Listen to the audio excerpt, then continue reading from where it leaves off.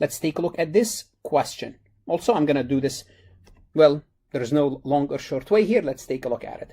How much revenue should Adam recognize in 2021 for this contract? That's the question.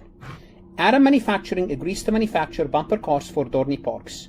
Under the terms of the contract, Dorney will pay Adam a total of $75,000, and DP can cancel the contract if they choose, but must pay Adam for any work completed. So they can cancel the contract, but whatever work is completed, they pay for it. Adam believes that if DP canceled the contract, Adam could sell the bumper cars to another amusement park and still make a profit. So, if they cancel, those bumper cars are not specialized product. They are not only for Dorney Parks. Adam can sell them to someone else. So that's why in the contract, there is this option to cancel, and it's very important. The option to cancel is very important here. The manufacturing contract is expected to last 6 months. As of December 31st, the job is 80% completed.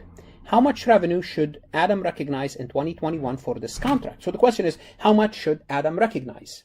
Well, at face value, you're going to think, well, since we have a contract and they said they will pay for anything that we manufacture, we should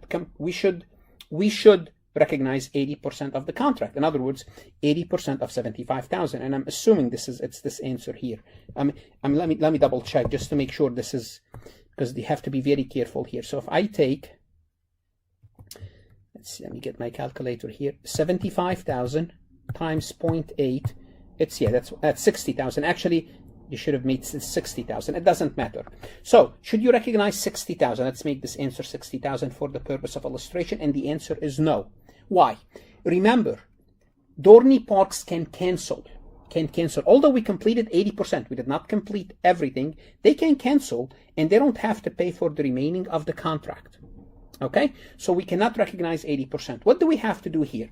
We can only recognize the revenue here upon completion and upon delivery. Okay? In other words, once we deliver the product to them, and remember, if they don't take it, we can sell it somewhere else. It's like, think about building inventory. Think about a manufacturing company that builds regular inventory. Well, guess what? If company A don't buy the inventory from them, company B can buy it. If company B doesn't buy it, company C can buy it. So the product is not unique to Dorney Parks. So simply put, all what Adam doing right now, as far from Adam's perspective, Adam is building inventory. Now, it's a good thing that Dorney will buy it from us. That's what they said in the contract. But they said they can choose to cancel. And if they cancel, we can sell it to somewhere else.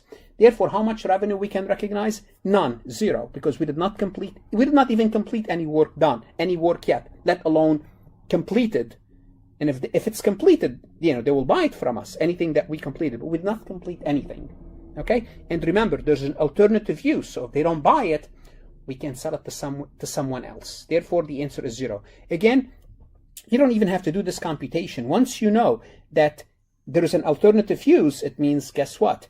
It's not really a specialized product. And here you have to understand the difference between what we saw in this question and the prior question. And the prior question, as time goes by, the consumer is enjoying the asset, is consuming the asset. Here, the consumer is not enjoying the asset. As if we delivered any of those cars, if we deliver those bumper cars to Dorney Parks, if we deliver them, then yes, then we can recognize some revenue because we did deliver the product, and they said they will pay for anything that's complete, but that's not the case here. Want to see more CPA exam multiple choice questions solved step by step? At farhatlectures.com, you will get hundreds of video solved MCQs step by step, including previously released AI CPA questions, previously released AI CPA simulation, in-depth lectures and resources to prepare for the CPA exam, AI tools that's going to help you study smarter, not harder, CPA exam podcast lessons where you can learn on the go. And also you will get the personal guidance of support of Farhat and his team. If you are serious about passing the CPA exam, this is your next step. Visit the website, farhatlectures.com, start your free trial, and I hope to see you on the website.